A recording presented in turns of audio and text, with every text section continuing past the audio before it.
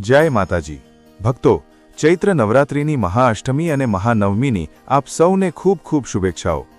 હિન્દુ ધર્મમાં નવરાત્રિના આ 2 દિવસો માત્ર વ્રતની સમાપ્તિ નથી, પરંતુ સાક્ષાત મા દુર્ગાની અસીમ કૃપા મેળવવાનો સૌથી મોટો અવસર હોય છે। આ વખતે 19 માર્ચથી શરૂ થયેલા આ પાવન પર્વની પૂર્ણાહુતિ 27 માર્ચે થવા જઈ રહી છે, પરંતુ આ દરમિયાન એક એવી મૂંઝવણ ઊભી થઈ છે જેણે દરેક ભક્તને અસમંજસમાં મૂકી દીધા છે। શું અષ્ટમી 26 માર્ચે છે કે 27 માર્ચે? શું કન્યા પૂજનના શુભ મુહૂર્તમાં કોઈ મોટો ફેરફાર થયો છે? સોશિયલ મીડિયા અને પંચાંગોના અલગ અલગ મતો વચ્ચે આખરે સત્ય શું છે? ભક્તો, જો એક નાનકડી ભૂલ થઈ ગઈ તો તમારી 9 દિવસની કઠિન તપસ્યા અને સાધના ખંડિત થઈ શકે છે। શાસ્ત્રો અનુસાર ખોટા સમયે કરવામાં આવેલ કન્યા પૂજન અને વ્રતનું પારણું શુભ ફળને બદલે દોષનું કારણ બની શકે છે। તેથી આજનો આ વિડિયો માહિતી તે તમામ માતાઓ અને બહેનો માટે સંજીવની સમાન છે જે પૂરી શ્રદ્ધાથી માતાની ભક્તિમાં લીન છે। આજે આપણે દૂધનું દૂધ અને પાણીનું પાણી કરીશું કે જ્યોતિષશાસ્ત્ર અને હિન્દુ કેલેન્ડર મુજબ સચોટ તિથિ અને સૌથી શ્રેષ્ઠ મુહૂર્ત કયું છે। આ વિડિયોમાં અમે માત્ર તારીખ જ નહીં જણાવીએ, પરંતુ તે ગુપ્ત વિધિઓ પર પણ ચર્ચા કરીશું જેનાથી દરિદ્રતા દૂર થાય છે અને માં અન્નપૂર્ણાનો વાસ ઘરમાં હંમેશા રહે છે। કન્યા પૂજનમાં કેટલી કન્યાઓ હોવી જોઈએ? ભોગમાં એવું શું ખવડાવવું જોઈએ જેનાથી માતા તરત જ પ્રસન્ન થાય?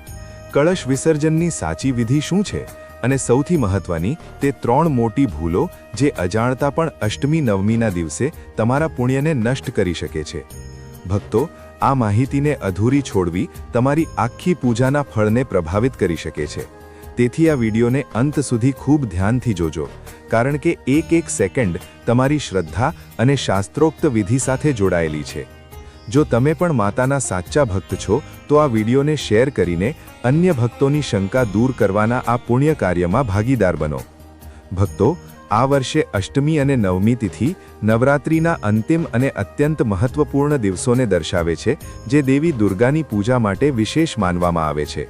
અષ્ટમી એટલે કે 8મો દિવસ માતાના ઉગ્ર અને શક્તિશાળી સ્વરૂપની આરાધના કરવામાં આવે છે, જેને મહાષ્ટમી કહેવામાં આવે છે। જ્યારે નવમી એટલે કે 9મો દિવસ માં સિદ્ધિદાત્રી સ્વરૂપની પૂજા થાય છે, જેને મહાનવમી કહે છે।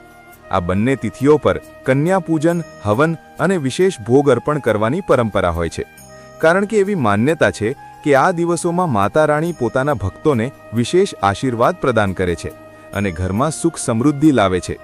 તો ચાલો તમારો વધુ સમય ન લેતા માહિતી આરંભ કરીએ અને જાણી લઈએ કે અષ્ટમી અને નવમી ક્યારે છે। આ વિશેષ વિડિયો આરંભ કરીએ છીએ। જેમ કે તમે બધા જાણો છો, આ વખતે ચૈત્ર નવરાત્રિ 2026નો આરંભ 19 માર્ચ ગુરુવારથી થયો છે અને તેની પૂર્ણાહુતિ 27 માર્ચ 2026 શુક્રવારના દિવસે થશે। તો આ વખતે અષ્ટમી તિથિ આવી રહી છે 26 માર્ચ 2026 ગુરુવારના દિવસે। હિન્દુ કેલેન્ડર અને જ્યોતિષશાસ્ત્ર અનુસાર આ દિવસે આપણે અષ્ટમી તિથિનું પાલન કરીશું। આમ તો અષ્ટમી તિથિનો આરંભ 25 માર્ચ બુધવારે બપોરે 1:50 વાગ્યાથી થઈ રહ્યો છે અને અષ્ટમી તિથિ 26 માર્ચ ગુરુવારના રોજ સવારે 11:39 વાગ્યે સમાપ્ત થશે। પરંતુ જો ઉદયા તિથિ એટલે કે સૂર્યોદય મુજબ જોવામાં આવે તો અષ્ટમી તિથિ આપણને 26 માર્ચે જ પ્રાપ્ત થઈ રહી છે અને તેથી જ વૈદિક પંચાંગ મુજબ આ વખતે ચૈત્ર નવરાત્રિ પર અષ્ટમી તિથિનું પાલન 26 માર્ચ 2026 ગુરુવારના દિવસે કરવામાં આવશે। તેવી જ રીતે નવમી તિથિ આમ તો આરંભ થઈ રહી છે 26 માર્ચ ગુરુવારે સવારે 11:48 વાગ્યાથી અને સમાપ્ત થઈ રહી છે 27 માર્ચ શુક્રવારે સવારે 10:06 વાગ્યે। પરંતુ સૂર્યોદયના સમયે આ નવમી તિથિ આપણને માત્ર 27 માર્ચે જ પ્રાપ્ત થઈ રહી છે અને તેથી જ આ વખતે મહાનવમી એટલે કે નવમી તિથિનું પાલન 27 માર્ચ 2026 શુક્રવારના દિવસે કરવામાં આવશે। આ વખતે એક બીજો વિશેષ અને દુર્લભ સંયોગ પણ બની રહ્યો છે। 26 માર્ચ ગુરુવારના રોજ દુર્ગા અષ્ટમી, સંધિ પૂજા, અન્નપૂર્ણા અષ્ટમી અને રામનવમી આ ચારે એક જ દિવસે આવી રહ્યા છે અને તે એટલા માટે થઈ રહ્યું છે કારણ કે 26 માર્ચે સવારે અષ્ટમી તિથિ વ્યાપ્ત છે અને તે જ દિવસે બપોરે નવમી તિથિ શરૂ થઈ રહી છે। તેથી સંધિ પૂજાનો સમય આપણને સવારે 11:15 થી 12:03ની વચ્ચે મળી રહ્યો છે। આ 48 મિનિટનો સમયગાળો છે જ્યારે અષ્ટમી તિથિ સમાપ્ત થઈ રહી છે અને નવમી તિથિ આરંભ થઈ રહી છે। આ સંધ્યાકાળમાં માં ચામુંડાએ ચંડ અને મુંડ નામના દૈત્યોનો વધ કર્યો હતો અને તેથી જ આ સમયમાં તેમની વિશેષ પૂજા કરવામાં આવે છે. ચાલો હવે વાત કરીએ કન્યા પૂજનના શુભ મુહૂર્તની. ઘણા ભક્તોના ઘરોમાં અષ્ટમીના દિવસે કન્યા પૂજન કરવામાં આવે છે અને કેટલાક ભક્તોના ત્યાં નવમીના દિવસે કન્યા પૂજન કરવામાં આવે છે. તો તમે તમારી સ્થાનિક પરંપરા મુજબ અષ્ટમી કે નવમી કોઈ પણ દિવસે કન્યા પૂજન કરી શકો છો. આમ તો તમે આખા દિવસમાં કન્યા પૂજન કરી શકો છો, પરંતુ કન્યા પૂજન માટે સૌથી શુભ મુહૂર્ત સવારનું બતાવવામાં આવે છે. તો જોઈએ 26 માર્ચ અષ્ટમીના દિવસે કન્યા પૂજનનું શુભ મુહૂર્ત શું રહેશે. સૌથી પહેલું તો બ્રહ્મ મુહૂર્તનો સમય છે, સવારે 4:30 થી 5:18 વચ્ચે. જો આ સમયે ન કરી શકો તો બીજું મુહૂર્ત છે પ્રાતઃકાલીન પૂજાનો સમય. તે મળશે સવારે 4:45 થી 6:05 વચ્ચે. ત્યારબાદ અભિજીત મુહૂર્ત આપણને પ્રાપ્ત થઈ રહ્યું છે બપોરે 11:58 થી 12:48 વચ્ચે. કન્યા પૂજન માટે આ પણ એક સૌથી સારું શુભ મુહૂર્ત માનવામાં આવે છે. તે સિવાય અષ્ટમીના દિવસે એક બીજું શુભ મુહૂર્ત કન્યા પૂજન માટે આપણને મળી રહ્યું છે અને તે છે સવારે 8:50 થી 10:40ની વચ્ચે. આ સમયમાં પણ કન્યા પૂજન કરી શકાય છે. હવે જો તમે નવમી તિથિના દિવસે કન્યા પૂજન કરી રહ્યા છો તો તેના શુભ મુહૂર્ત આ મુજબ રહેશે. સૌથી પહેલું બ્રહ્મ મુહૂર્તનો સમય રહેશે સવારે 4:28 થી 5:17 સુધીનો. ત્યારબાદ પ્રાતઃકાલીન પૂજાનો શુભ સમય મળશે સવારે 4:44 થી 6:04 સુધીનો. ત્યારબાદ સવારે 10:06 થી 10:42 વચ્ચે પણ સારો શુભ સંયોગ છે અને અભિજીત મુહૂર્તનો સમય છે બપોરે 11:58 થી 12:48 સુધીનો. ત્યારબાદ બપોરે 12:55 થી 3:17 સુધી પણ એક શુભ મુહૂર્ત પ્રાપ્ત થઈ રહ્યું છે. આ રીતે તમે તમારી અનુકૂળતા અને પારિવારિક સ્થિતિ તથા પરંપરા અનુસાર આ બંનેમાંથી કોઈ પણ દિવસે કન્યા પૂજન કરી શકો છો. પરંતુ એક વાતનું ખાસ ધ્યાન રાખો.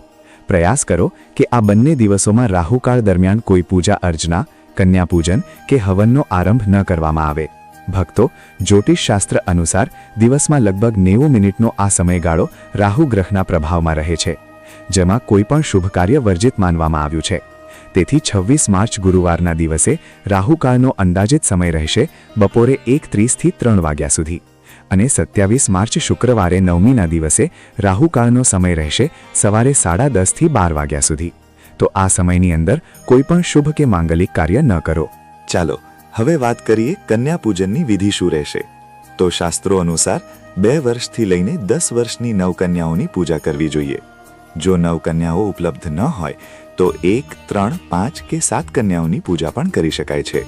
કુલ સંખ્યા એકી એટલે કે ઓડ રાખવી શુભ માનવામાં આવે છે. આપણા ગ્રંથોમાં કહેવામાં આવ્યું છે કે એકલી કન્યાને 9 વાર પૂજવાથી પણ નવકન્યા પૂજનનું ફળ મળે છે. ઘણી પરંપરાઓમાં એક બાલક, જેને બાલ ભૈરવ કહે છે, તેને પણ ભોજન કરાવવામાં આવે છે. કન્યા પૂજન માટે સૌથી પહેલાં તો તમારે કન્યાઓને આમંત્રિત કરવી પડશે.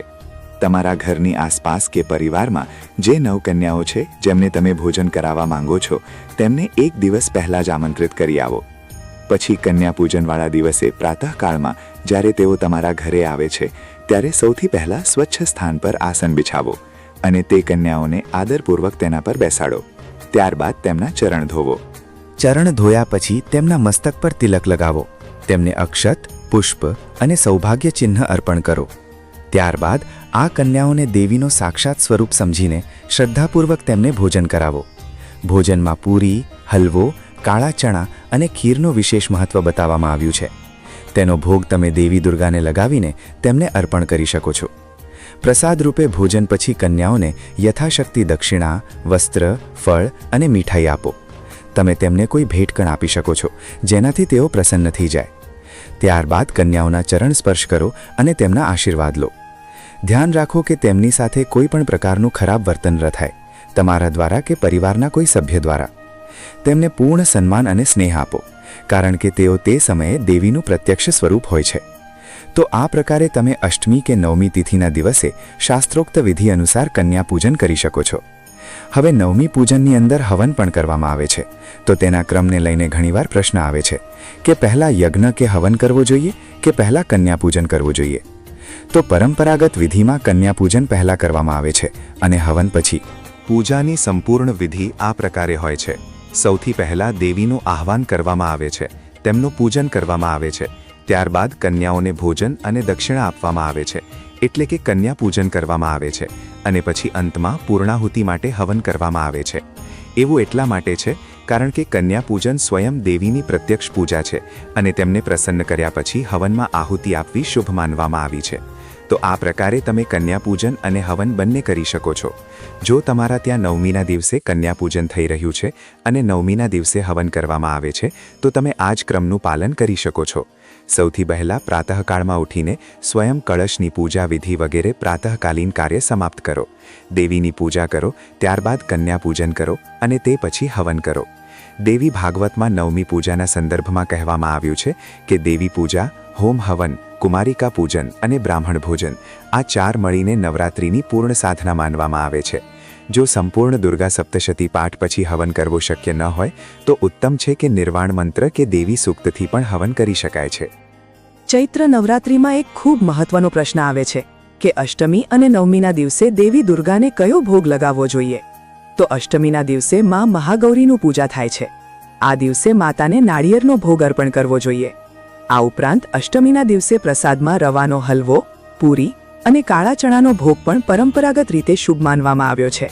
હલવો, પૂરી અને ચણાનું આ પરંપરાગત સંયોજન કન્યા ભોજનમાં પીરસવામાં આવે છે. નવમી તિથિના દિવસે માં સિદ્ધિદાત્રીની પૂજા થાય છે. દેવી ભાગવતમાં વર્ણન આવે છે કે માં સિદ્ધિદાત્રીને તલનો ભોગ અત્યંત પ્રિય છે અને તેની સાથે જ નવમીના દિવસે પૂજન સમયે ખીર, પૂરી અને કાળા ચણાના શાકનો ભોગ બનાવીને દેવીને અર્પણ કરવામાં આવે છે અને પછી તેને કન્યા પૂજનમાં વહેંચવામાં આવે છે. જો તમે ખીરમાં કેસર અને સૂકો મેવો નાખીને બનાવો છો તો તે પણ સૌથી ઉત્તમ ભોગ બનશે. આ વખતે નવમીનો દિવસ નવરાત્રિનું પારણું કરવાનો પણ દિવસ છે અને તેથી જ આ દિવસનો ભોગ વિશેષ રૂપે શ્રદ્ધાપૂર્વક તૈયાર કરો. આ વખતે અષ્ટમી તિથિ પર ગુલાબી રંગના વસ્ત્રો ધારણ કરો અને નવમી તિથિ પર જાંબુલી, પર્પલ રંગના વસ્ત્રો પહેરી શકો છો. ચૈત્ર નવરાત્રિનું વ્રત ત્યારે જ પૂર્ણ માનવામાં આવે છે જ્યારે તેનો શાસ્ત્રોક્ત વિધિ અનુસાર પારણો, ઉદ્યાપન અને કળશ વિસર્જન કરવામાં આવે. તો ચાલો વાત કરીએ કે નવરાત્રિ વ્રતનું પારણું ક્યારે અને કેવી રીતે કરવું જોઈએ. તો આ વખતે નવરાત્રિ વ્રતનું પારણું 27 માર્ચ 2026 શુક્રવારના દિવસે કરવામાં આવશે. વૈદિક ગ્રંથ અનુસાર નવરાત્રિનું વ્રત પ્રતિપદાથી નવમી તિથિ સુધી રાખવું જોઈએ અને નવમી તિથિ જ્યારે પૂર્ણ થઈ જાય ત્યારે તેનું પારણું કરી લેવું જોઈએ. તો આ વખતે નવમી તિથિ 27 માર્ચે સવારે 10:06 વાગે સમાપ્ત થઈ રહી છે અને તેથી જ આ સમય પછી આ ચૈત્ર નવરાત્રિનું પારણું કરવામાં આવશે. પારણું કરતા પહેલાં દેવીને નૈવેદ્ય અર્પણ કરો, આરતી ઉતારો અને પછી સ્વયં અન્ન જળ ગ્રહણ કરો. પરંતુ ધ્યાન રાખો, તે પહેલાં પોતાની ક્ષમતા અનુસાર સુયોગ્ય બ્રાહ્મણ કે વૈષ્ણવને કંઈક ને કંઈક દક્ષિણા અને દાન અવશ્ય આપો. કળશ વિસર્જન જે હોય છે તે પરંપરાગત રીતે નવમી પૂજા પછી અથવા દશમીના દિવસે સવારે કરવામાં આવે છે. દેવી પુરાણમાં વર્ણન આવે છે કે નવરાત્રિ દરમિયાન સ્થાપિત કળશનું વિસર્જન દશમી તિથિએ કરવું શુભ હોય છે. તમે નવમી કે દશમી કોઈ પણ દિવસે પોતાની પારિવારિક પરંપરા અનુસાર કળશ વિસર્જન કરી શકો છો. પરંતુ આ વિસર્જન કરતા પહેલા દેવી દુર્ગા પાસે ક્ષમા પ્રાર્થના કરો. કળશની અંદર જે જળ રાખેલું છે તેને ઘરમાં ચારેય દિશાઓમાં અને પરિવારના સભ્યો ઉપર છંટકાવ કરો અને ત્યારબાદ જે જળ બચી જાય છે તેને તુલસી કે પીપળાના વૃક્ષમાં અર્પણ કરી શકો છો. આવ હવે અષ્ટમી અને નવમી સાથે જોડાયેલા કેટલાક પ્રશ્નોના ઉત્તર લઈએ. તમારામાંથી કોઈ ભક્તે પૂછ્યું હતું કે શું અષ્ટમી અને નવમી બંને દિવસે પૂજા કરી શકાય છે? તો હા, કરી શકો છો અને ઘણા ભક્તો કરે પણ છે. દેવી ભાગવતમાં વર્ણન આવે છે કે અષ્ટમ્યામ ચ નવમ્યામ ચ યહ પૂજયતિ ચંડિકામ સર્વ પુણ્ય સમાયુક્ત સ યાતિ પરમમ પદમ. એટલે કે જે અષ્ટમી અને નવમી બંને દિવસે ચંડિકા દેવીની પૂજા કરે છે તે સમસ્ત પુણ્યોથી યુક્ત થઈને પરમપદને પ્રાપ્ત કરે છે અને તેમાં કોઈ નિષેધ નથી. બીજો પ્રશ્ન આવે છે કે શું અષ્ટમી અને નવમીનું વ્રત રાખવું જરૂરી છે? તો જુઓ, જો તમે આખી નવરાત્રિનું વ્રત રાખી રહ્યા છો તો અષ્ટમી અને નવમીએ ઉપવાસ રાખવો જ પડશે. પરંતુ ઘણા ભક્તો આખા 9 દિવસનું વ્રત ઉપવાસ નથી રાખી શકતા. તો શાસ્ત્રોનો મત છે કે ઓછામાં ઓછું પહેલા દિવસે અને અંતિમ દિવસે વ્રત રાખવું જોઈએ. કાલિકા પુરાણમાં વર્ણિત છે કે જે ભક્ત નવમી સુધી નિરાહાર રહીને દશમીએ અન્ન ગ્રહણ કરે છે તેમને અનંત ગણું વધુ પુણ્યફળ પ્રાપ્ત થાય છે. જો સ્વાસ્થ્યના કારણે નિરાહાર ન રહી શકો તો દેવીને ભોગ લગાવીને ફલાહાર પણ લઈ શકો છો. એક બીજો પ્રશ્ન આવ્યો હતો કે જેઓ પહેલા અને અંતિમ દિવસનું વ્રત રાખે છે તેમણે ક્યારે વ્રત કરવું જોઈએ? તો એવા ભક્તો ચૈત્ર શુક્લ પ્રતિપદા એટલે કે 19 માર્ચ 2026ના રોજ પહેલું વ્રત રાખે અને પછી 9મી તિથિ એટલે કે 27 માર્ચ 2026ના રોજ અંતિમ વ્રત રાખે. 9મીના વ્રત પછી તે જ દિવસે 9મી તિથિ સમાપ્ત થવા પર અથવા બીજા દિવસે 10મીએ સવારમાં પારણું કરી શકે છે. એક બીજો પ્રશ્ન ઘણીવાર આવે છે કે શું અષ્ટમી અને 9મીની રાત્રે જાગરણ કરવું જરૂરી છે? તો શારદીય નવરાત્રિમાં જાગરણની પરંપરા વધુ પ્રચલિત હોય છે, પરંતુ ચૈત્ર નવરાત્રિમાં પણ જો તમે જાગરણ કરવા માંગતા હો તો કરી શકો છો. આ અત્યંત આવશ્યક નથી. જાગરણમાં દેવીની ભક્તિ, ભજન, કીર્તન, તેમના મંત્ર જાપ અને દુર્ગા સપ્તશતીનો પાઠ કરી શકાય છે. આ અનિવાર્ય નથી, પરંતુ શુભ અવશ્ય માનવામાં આવે છે. તો ચાલો હવે વાત કરી લઈએ કે કન્યા પૂજન અને અષ્ટમીમાં કઈ બાબતોની સાવધાની રાખવી જોઈએ. જાણીએ અજાણીએ કેટલીક ભૂલો એવી થઈ જાય છે જેનાથી વ્રતનું કોઈ ફળ પ્રાપ્ત થતું નથી. કહેવાનો અર્થ એ કે વ્રત ખંડિત થઈ જાય છે. તેથી આજે અમે તમને બિલકુલ વિસ્તારથી જણાવવાના છીએ. બિલકુલ ધ્યાનપૂર્વક સાંભળવાનું છે. નવરાત્રિના અષ્ટમી અને 9મી પર થનારું કન્યા પૂજન ખૂબ જ પવિત્ર અને શ્રદ્ધાનું કાર્ય માનવામાં આવે છે. તેથી તેમાં કેટલીક ખાસ સાવધાનીઓનું ધ્યાન રાખવું બેહદ જરૂરી હોય છે. સૌથી પહેલાં કન્યાઓને ઘરે બોલાવતા પહેલાં તે સ્થાનની સારી રીતે સાફ સફાઈ કરી લો અને સ્વયં પણ શુદ્ધ અને સ્વચ્છ વસ્ત્રો પહેરો. કન્યાઓનું સન્માનપૂર્વક સ્વાગત કરો. તેમને ક્યારેય પણ અપમાનજનક શબ્દ કે વ્યવહાર ના આપો, કારણ કે તેમને માં દુર્ગાનું સ્વરૂપ માનવામાં આવે છે. પૂજન સમયે ઉતાવળ કે દેખાવ બિલકુલ ના કરો. પૂરા મન અને શ્રદ્ધાથી તેમના ચરણ ધોઈને તિલક લગાવીને ભોજન કરાવો. ભોજનમાં સાત્વિક અને શુદ્ધ વસ્તુઓ જ પીરસો, જેમ કે પૂરી, હલવો, ચણા વગેરે. અને ધ્યાન રાખો કે ભોજન વાસી કે અધૂરું ના હોય. કન્યાઓને ખાલી હાથે ન જવા દો. તેમને દક્ષિણા કે ભેટ અવશ્ય આપો. સૌથી મોટી ભૂલ એ હોય છે કે લોકો માત્ર ઔપચારિકતા નિભાવે છે. તેથી સાચા ભાવ, શ્રદ્ધા અને સન્માન સાથે આ પૂજન કરો. ત્યારે જ માતા રાણીની કૃપા પ્રાપ્ત થાય છે અને ઘરમાં સુખ સમૃદ્ધિ આવે છે. નવરાત્રિના વ્રતનું પારણું કરતી વખતે શું ખાવું અને શું નહીં તેનું વિશેષ ધ્યાન રાખવું ખૂબ જરૂરી હોય છે, કારણ કે પારણું જ વ્રતની પૂર્ણતા માનવામાં આવે છે. પારણું હંમેશા સાત્વિક અને હળવા ભોજનથી કરવું જોઈએ, જેમ કે ફળ, ખીચડી, સાબુદાણા, કુટ્ટુ કે સિંગોડાના લોટની પૂરી, હલવો વગેરે, જેથી શરીર પર અચાનક ભારે ભોજનની અસર ન પડે. પારણું કરતી વખતે સૌથી પહેલાં માતા રાણીને ભોગ લગાવો, પછી પ્રસાદગ્રહણ કરો. ધ્યાન રાખો કે વ્રત ખોલતા જ તળેલી, શેકેલી, વધુ મસાલેદાર, લસણ ડુંગળી યુક્ત કે માંસાહારી ભોજન બિલકુલ ન કરો, કારણ કે તેનાથી વ્રતનું પુણ્ય ઓછું થઈ શકે છે અને સ્વાસ્થ્ય પર પણ ખરાબ પ્રભાવ પડી શકે છે. સાથે જ દારૂ કે કોઈપણ પ્રકારના નશાથી દૂર રહો.